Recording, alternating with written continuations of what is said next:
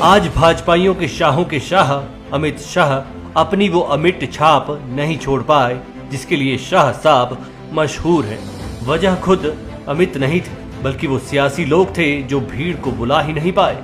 दरअसल आज अमित शाह तो वक्त पर धर्मशाला पहुंच गए थे, लेकिन धर्मशाला में वो लोग या यूं कहे कि वो वोटर नहीं पहुंच पाए जिनको समझाने या मोहित करने के लिए शाह साहब धर्मशाला आए थे। अब आते हैं उस खबर पर जो उपरोक्त माहौल के बनने की वजह बनी। शाह साहब के हेलीकॉप्टर ने साईं ग्राउंड पर लैंड किया था। साथ में एचपीसी के स्टेडियम में उनके खान पान का प्रबंध था। अमित वहां पहुंचकर खाना पीना भी कर चुके थे, लेकिन सभा स्थल पर वो लोग नहीं पहुंच पाए जिनके बिना सियासी महफिल सज ही नहीं सकती थी।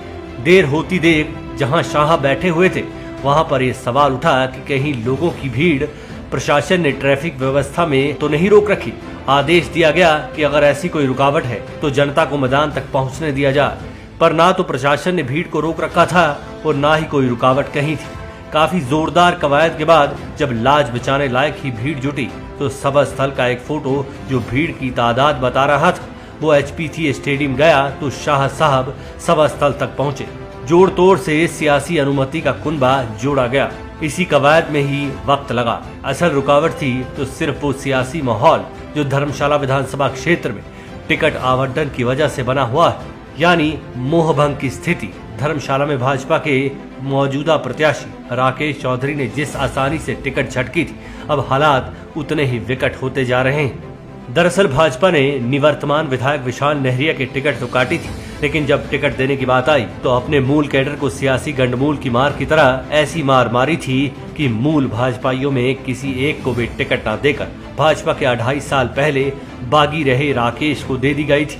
अब भाजपा नेताओं का ये फैसला भाजपा के आम नेताओं, कार्यकर्ताओं और भाजपा समर्थकों का आला नेताओं के बीच फासला बढ़ता चला जा रहा है।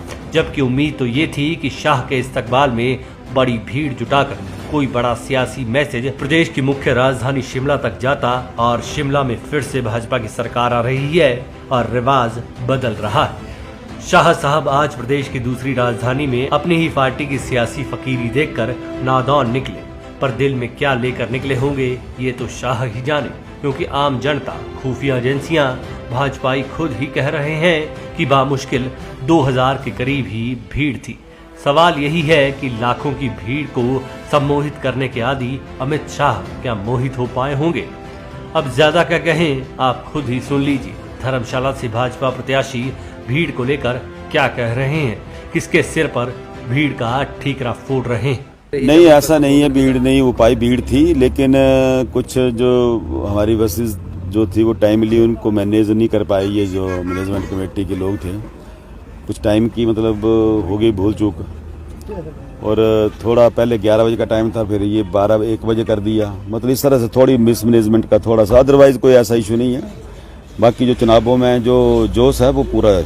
नहीं, ऐसा नहीं है, लोग काफी समय से धूप मतलब 10-10:30 बजे के बैठे हुए थे, धूप में बैठे हुए थे और बिल्कुल धूप जो उनके चेहरों पे पड़ रही थी, तो एकदम एक मुश्त वहां पे बैठे रहना वो एक कारण है। बाकी ऐसा नहीं है। मैंने जब मैं संबोधन कर रहा था, इन द मीन टाइम साजी आगे, तो काफी जोश के साथ लोग उठ के नारे लगा रहे थे, हाथों को, दोनों हाथों को खड़ा करके भारत माता का घोष कर रहे थे, और अमित शाह जी के सामने भी उन्होंने ऐसा किया है। पर हो सकता है कि आपका आंकलन है ये कि जोश नहीं था।